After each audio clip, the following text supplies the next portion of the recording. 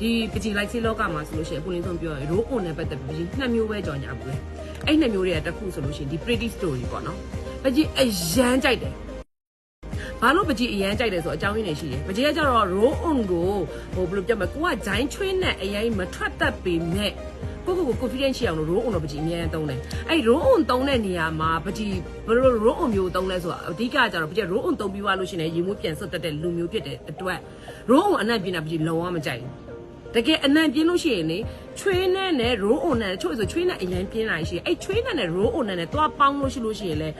ပို့ပြီး organism နဲ့အနံ့မျိုးဖြစ်တာကြီးလည်းရှိတယ်။တချို့ရဲ့ cycle ကကြတော့လေဘာလဲဆိုတော့ roll on ကအနံ့မပြင်းဘူး။အနံ့လေးကတင်းတင်းလေးပဲဆိုရင်ချွေးနှံကိုအုပ်ပမလားဆိုပြီးတော့ cycle ဖောက်တဲ့ညီမလေးကြီးလည်းရှိတယ်။ဒါပေမဲ့အဲ့ဟာတွေအားလုံးဖြည့်ရှင်းပေးတာတော့ပကြီးအကြိုက်ဆုံးနှစ်ပေါက်နေအောင်သုံးတာဒီ pretty story ပဲ။အရင်ကြိုက်တယ်။သူ့မှာအနံ့ကလည်းအများကြီးရွေးချယ်စရာမရှိဘူး။အရင်တော့ဆိုလို့ရှိရင်အနံ့တစ်ခုပဲ။အခုမှနှစ်ခုထပ်ပြီးတော့ထွက်လာတာပေါ့နော်။သူ့ပကြီးအကြိုက်ဆုံးချက်ကဘာလဲဆိုတော့အဓိကကြတော့ကစီမဖြစ်တာ။နော်ပထမတစ်ချက်ကစီမဖြစ်ဒုတိယအချက်ပကျိုးအင်းအဖြူတွေပါဝင့်မယ်ကွာရုံးုံတော့တချို့ရုံးကအင်းကြီးမှာသွားပြီးကွက်ပြီးစွန်းသွားတာရှိတယ်အဲ့ဒါလုံးဝမဖြစ်ဘူးတတိယအချက်အနက်လုံးဝမပြေဘူးအနက်မပြေဘူးဆိုလို့ရှိရင်နောက်ထပ်ပကျိုးရေမိုးထပ်သုံးမယ်ဆိုလို့ရှိရင်အဆင်ပြေတယ်အနက်မပြေဘူးဆိုပေမဲ့ချွေးနဲ့ဘလောက်ပဲနန်နေအဲ့ချွေးနဲ့ကိုဒီဟာအကုန်အုပ်သွားတဲ့ဟာကိုလေအရင်သဘောကျတယ်နောက်တစ်ချက်ကကြတော့ဘာလဲဆိုတော့ဂျိုင်းလုံးဝမမဲသွားဘူးတော်တော်များများက roll on သုံးပြီးွားလို့ရှိရင်အနက်တစ်ခုတည်းပျောက်ဖို့အတွက်အဲ့ roll on သုံးလိုက်တယ်ဒါပေမဲ့ဘာဖြစ်သွားလဲနောက်ဆက်တွဲပြဿနာဂျိုင်းမဲသွားတယ်အဲ့ဟာအဆိုးဆုံးအချက်ပဲသူ့ရဲ့အဲ့အခုဒီ roll on မှာ pretty story မှာအဲ့ဂျိုင်းလုံးဝမမဲသွားတာကအဓိကအရေးပါတာအဲ့ဒါကိုပကြီးကကြိုက်တာအဲ့ကြောင့်မို့လို့ပကြီးဒီ pretty story ကို like စေးခဏလုပ်ပေးတယ်ပြီးပွားလို့ရှိရင်ကိုယ်တိုင်လည်းတုံးတယ်ဒါဆိုပကြီးသုံးလက်စာတွေဘူးကြည့်တည်မှာညက်ပတ်သုံးလက်စာပကြီးခရီးသွားပဲဖြစ်ကားမှာပဲဖြစ်အိတ်ထဲမှာဖြစ် pretty story ရပကြီးအမြဲတမ်းပါတယ်သူကလေအနံ့တင်းလေးနဲ့ကြဲကြဲလေးနဲ့အရန်သုံးလို့ကောင်းတယ်ပြီးတော့ဈေးသိပ်ပြီးတော့မကြည့်ဘူး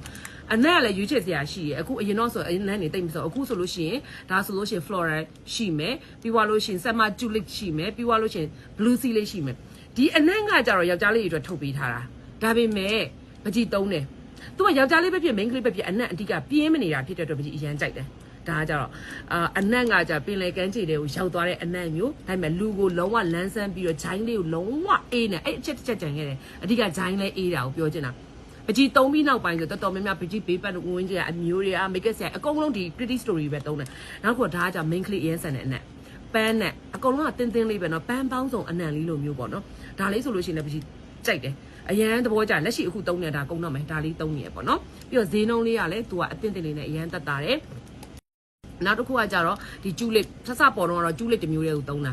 အဲ့ကျူလစ်ကကြတော့အနံ့အေးပြီးတော့စိတ်ကိုလည်းလန်းဆန်းသွားစေတယ်အဓိကပကြီးပြောချင်တာချွေးနဲ့ roll on နဲ့ပေါင်းသွားလို့ရှိရင် organism နဲ့အနံ့လုံးဝမဖြစ်ပဲနဲ့အဓိကကိုချွေးနှံကိုလည်းဘလောက်ပဲပြင်းနေတဲ့ချွေးနှံမဆိုအကုန်အုပ်သွားတယ်ပြီးအင်ကြီးမစုံပြီးတော့ဂျိုင်းမမဲအဲ့ကြောင့်အရန်ကြိုက်တာ pretty story ပါเนาะအဲ့ကြောင့်မို့ခဏလာမေးတဲ့ညီမလေးတွေတိကျမှတ်ပေးပါစိုက်တဲ့နေရာမှာဝယ်ကြိုက်တဲ့နေရာမှာဆိုပေမဲ့ beauty diary မှာဝယ်လို့ရပါတယ်เนาะသုံးကြည့်ပါဈေးနှုန်းနဲ့အသင့်တင်နဲ့အရန်ဆင်ပြေပါတယ်